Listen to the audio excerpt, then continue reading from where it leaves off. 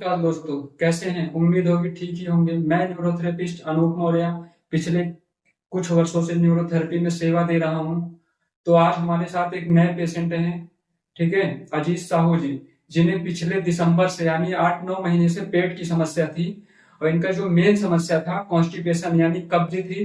पेट साफ नहीं होता था, और जैसे किसी दिन साफ हो जाता था इन्हें आराम भी मिलता था।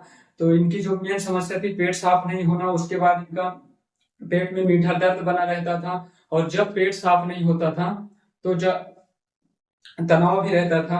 जब पेट साफ नहीं होता तो तनाव भी रहता था। तो आज मैं इनसे ही पूछते हैं कि प्रॉब्लम इनको क्या थी, कब से थी। आप खुद पेशेंट से सुनिए। तो बताइए सर, आपको प्रॉब्लम कब से थी?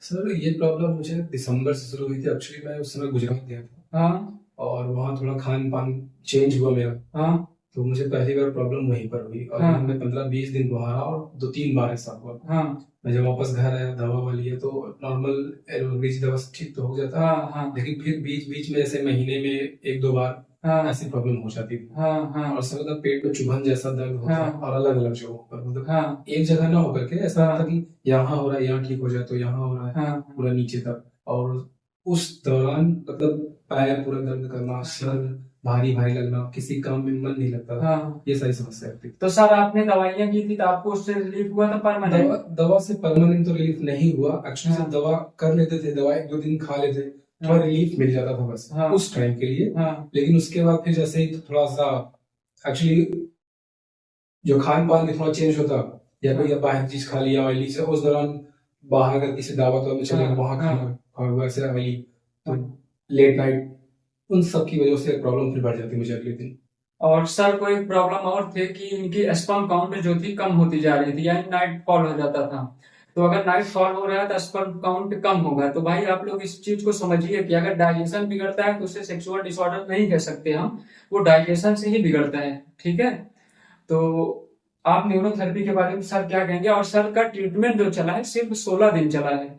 आप इन 16 दिनों में सर आप ठीक हो गए, आपका ट्रीटमेंट भी बंद हो गया, तो आप न्यूरोथेरेपी के बारे में क्या कहेंगे? सर मुझे इसके बारे में जब पता चला तो मैंने स्ट्रांगली इसके बारे में सोचा मुझे ये करना चाहिए, क्योंकि इसमें मुझे कोई दवा नहीं लेनी थी।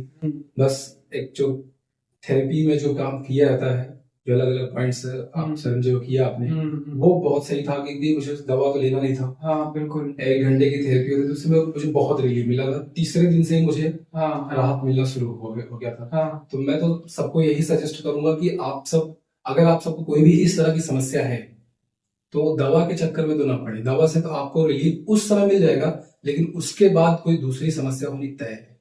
तो आप थेरेपी जरूर एक बार ट्राई करें। तो न्यूरोथेरेपी के बारे में आप लोग ऑलरेडी जानते ही होंगे। तो फिर मिलते हैं हम किसी वीडियो में, ठीक है। धन्यवाद।